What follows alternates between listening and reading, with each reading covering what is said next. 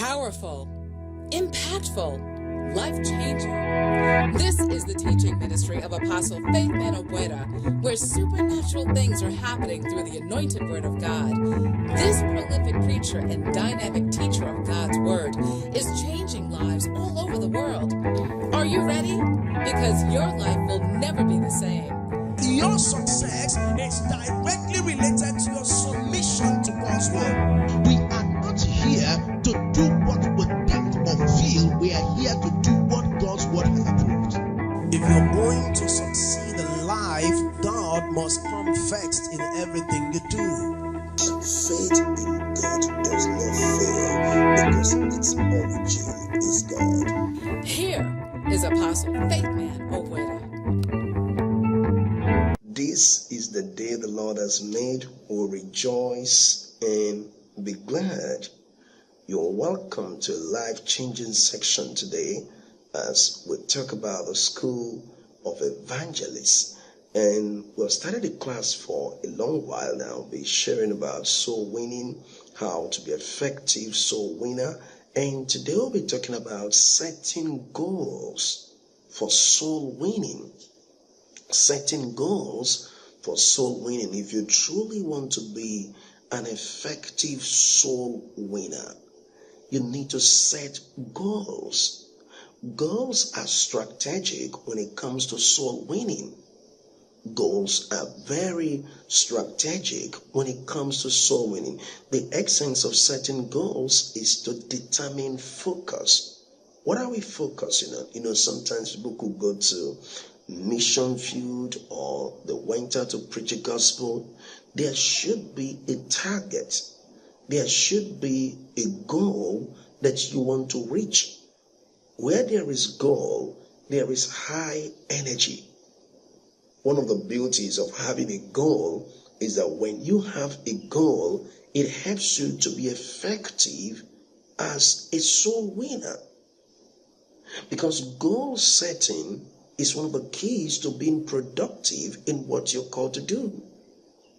I said goal setting is one of the keys to being productive in what you're called to do. If I want to be productive in what I'm called to do, I must be effective in setting goals. Let's take, for instance, I want to reach out to 5 persons in a week. That is the goal I have. Now, if I'm going to reach out to 5 persons in a week, I can say possibly I'm going to do it 2 times a week. Maybe I can say I'm going to do it on Tuesday and on Saturday. And maybe I said on Tuesday I'm going to witness to 2 persons. Now, it gives me the opportunity to begin to pray. Because when goals are set, it helps you to utilize your time. A lot of people are not utilizing their time when it comes to ministry because most times there is no goal set. So they just walk without direction. But goal setting helps us to reevaluate our results, to know if we are making progress or we're not making progress. Because once we set a goal, it helps us to become strategic and effective in what we're doing. Then we can reevaluate to know if we're really making progress in what God has called us to do. A strategic soul winner understands the importance of setting goals in reaching people. A strategic soul winner understands the importance of setting goals in reaching people. I cannot truly reach out to people or impact more people without setting a goal. I have a goal for this year. The people I want to reach by media, by different platforms, sometimes we may reach the goal, sometimes we may surpass the goal. That helps us to set another goal. Now we have learned from our past maybe experience of what we saw in the mission field. Then we say, okay, we're setting a goal to reach out to 100,000 people this year. This is our goal. We're going to do it through radio. We're going to do it through television. We're going to do it through the internet. So when goals are set, it helps you to be effective in your work. It also helps you to understand if you're doing well or you're not doing well in it. So a strategic soul winner understands the importance of goal setting. You set goal with an understanding of, number one, your level of faith. If you're going to set a goal, your level of faith is so important in goal setting. Your level of faith is so important in goal setting. Because you can only set a goal based on what your faith can handle or what your faith can respond to. You can only set a goal based on what your faith can handle or what your faith can respond to. So it is very important when it comes to leadership, when it comes to ministry, that we're able to set a goal based on our faith level. Another way we can set a goal is based on what God is telling us. God can tell you, I want you this year to reach 100,000 people for me. By that prophetic word you have received from God, that can lead to goal setting. So it's either by my faith level or by the prophetic word God have entrusted to my care. The next thing we need to consider in goal setting, possibly if you're working with a team, if there are a team of people you work with, people who relate with you in ministry or in leadership, all of you can come together to brainstorm to set a goal and say, this year we need to reach out to 100,000 people. This is our goal for 2018 or 219 or 220 or 230 or 250 or 200, whatever the year may be. You come together and begin to set a goal. And possibly sometime when this goal is set, it can be shared among the team members. Those who are involved say, okay, you are in Europe, this is what we want you to do. You are in Canada, this is what we want you to do. You are in the US, this is what I want you to do. You are in Africa. So goal setting helps people to understand division of labor. One of the ways we can maximize the principle of division of labor in ministry is when goals are set. Then responsibility is given to every one of us in the ministry. Responsibility is given to every one of us in the ministry to utilize the resources entrusted to our care. So if you're going to be a very strategic soul winner, setting goals are vital. When you set goals and maybe you weren't able to attain or achieve the goal, don't feel bad. Don't say, oh my God, I've just set this goal and I wasn't able to achieve the goal. No, the purpose of setting the goal is to keep you focused. Another reason why goals are set is to help you sustain your passion, your focus, your passion. Another reason why we set goals is to help us coordinate our resources. Our human resources, our material resources, our financial resources. Because when goals are set, it helps us to utilize everything that is at our disposal. So if you're going to be a strategic soul winner, setting goals should be part of the things you consider to be effective in your work of ministry. Sometimes a lot of people want to have a great ministry, they want to have a great life, they wish they were able to impact more people, but they are not setting goals. They are not setting goals. This is my target, this is my focus, this is what I want to do. Praying without goal setting can lead to frustration. When you're praying and you're praying, what are the goals? Praying without goal setting can lead to frustration. So it is important that you set a goal when you want to pray. Then you're talking to God about those goals. He sees that you've set a goal. It puts you in the work mood, that you want to work this out. You want to do this, you want to do that. So it is important in ministry that we understand the power of setting goals. This year, let us go for more souls. Then we say, let's go for more souls. So what are the strategy? Goal setting opens door for strategy.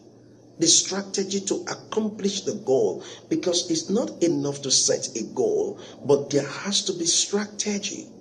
What is the strategy? The purpose of goal setting is to develop strategy, or channels or avenues in which these goals can be actualized. And this is how you know a great leader, because goal setting becomes part of his leadership strength. You know, goal setting has been seen as one of the most strategic key in time management.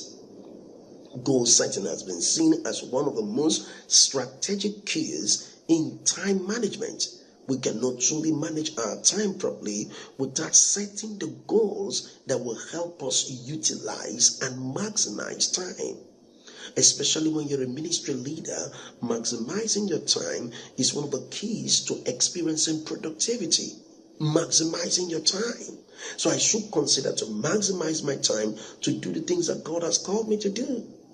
Maximizing your time is very strategic when it comes to ministry, when it comes to your vision. So as we pursue the dream, as we pursue the vision, as we do the things that God has called us to do, the things that God has anointed us to do, we should understand the importance of goal setting. And there are oppositions or situations that could distract us from the goals we have set, especially when you are pursuing the goal but you're not seeing any fruit. No, discouragement could just come in. If you allow that, discouragement could just come in. There were a lot of people in ministry, they tried to do this, do that, and maybe they were not getting the kind of result they want to see. Discouragement just sets in. They become discouraged. They were distracted. They feel frustrated. The reason for goal setting is to help you stay encouraged in the journey. It's not for you to feel bad because you weren't able to achieve your goal. If you didn't achieve your goal this season, you can achieve it the next season. If you didn't achieve your goal this month, you can repeat it the next month. This is how you make progress. So you're not like going to be rigid to yourself. You need to be flexible to yourself when you set goals. You need to be flexible to yourself, because we're in ministry to do the will of God. We're not in ministry to do our will. We're not in ministry to front ourselves, but we are truly in ministry to do the will of God. And for we to do the will of God, we want to understand that we walk by faith. 2 Corinthians 5:7 said, we walk by faith and not by sight. And this is very strategic when it comes to effective ministry. Very, very strategic. When it comes to effective ministry, if you truly want to be an effective leader, you need to understand that when opposition and trials and setback shows up as a result of your vision, you don't need to quit. You don't need to give up. You don't need to quit on your assignment, on what God has called you to do. So it's so important that you don't allow distraction. The mission of distraction is to pull your focus in the wrong direction. Sometimes the distraction can come from, maybe we went to the field to preach the gospel and maybe someone spoke to us very rude and we never liked the way they spoke to us and we felt bad. We said, okay, I don't think I'm going to preach anymore. I'm done with this. No, you don't have to be offended because of what people did. If you want to preach the gospel, people are going to embarrass you. People are going to persecute you. People are going to say all manner of things to you. It's already written in the Bible. So we don't have to be naive and just quit and give up because we try to reach out to people and they got offended at us and they walk away from us. That shouldn't be our focus. We should be bold enough to know that we have been called to do this work and we need to do it with a sacrificial attitude. We need to do it understanding that God is the rewarder of those that diligently seek Him. If you're truly a worshiper, a person who is passionate about the kingdom, you will not allow any situation to distract you from the goals that God wants you to accomplish. We are here to do great things. We are here to impact our world. We are here to change history. We are here to transform the lives of people, but we need to stay focused on the goal. We need to stay focused on the goal because a lot of people easily feel bad. Maybe things never worked out according to the expectation, but you got to focus on the goal. If I allowed the way people treated me many years ago, I wouldn't have been preaching to you right now. I've been doing this for 21 years and I've seen all kinds of people that come to you. They look like they are angels, and after some few weeks they turn to become a huge devil. They came to you like angels. They came to you as if they came to help you. They came to you as if they understood the ministry. But later they turned. Jeremiah, in the book of Jeremiah, he said, I have planted a noble plant. Why did you turn unto me to become a degenerated plant? So if we are not focused, there are so many distractions that can stop us from achieving the goals that God has for us, the vision that God has for us, the assignment that God has for us, the mission that God has for us. So this is one of the primary reasons why we have to be strategic. We need to be strategic, we need to be focused, we need to be committed, we need to be diligent in what God has called us to do. Being strategic is the key to unlocking your possibilities. I want to say it again. I said being strategic is the key to unlocking your possibilities. So set a goal. Reach out to people. When you step out in the field, believe God for miracles. Sometimes we go out to preach the gospel and you see people telling you, oh, I belong to this religion, I belong to that religion. Maybe they look at you and tell you that Jesus is this. They start abusing the Christ you came to preach to them. Don't take it personal. Those things show up. Because if you take it personal, you're going to miss out on the will of God. There are those that will never listen to you. If they're listening to you to interrogate you. They're listening to you to question you. They're listening to you to disabuse your mind. They're everywhere. So Jesus said, I send you as sheep among wolves. He saw the wolves. He saw the wolves. The wolves are everywhere. But we're sheep among wolves. It looked like a vulnerable situation, but not. Because we're the city set on the hill, we're the light of the world. So God is saying to us right now, we need to be focused. We need to be strategic. We need to be people who stay committed to the principles of the will of God and refuse to be distracted by how we feel or by what we go through. We don't have to be distracted by all of this situation. We don't have to be distracted by all of these things happening around us. We need to be focused people. We need to be diligent with our calling, knowing that God rewards those who diligently seek Him. You're watching this broadcast right now. We're talking about setting goals to reach out to people. Can you set goals on your own personal level? How much you'll be sowing into the kingdom this year? Can you set goals? How much you'll be giving to the work of the ministry this year? Can you set goals? How many souls I'll be winning this year? These are great goals. These souls I'll be reaching out to.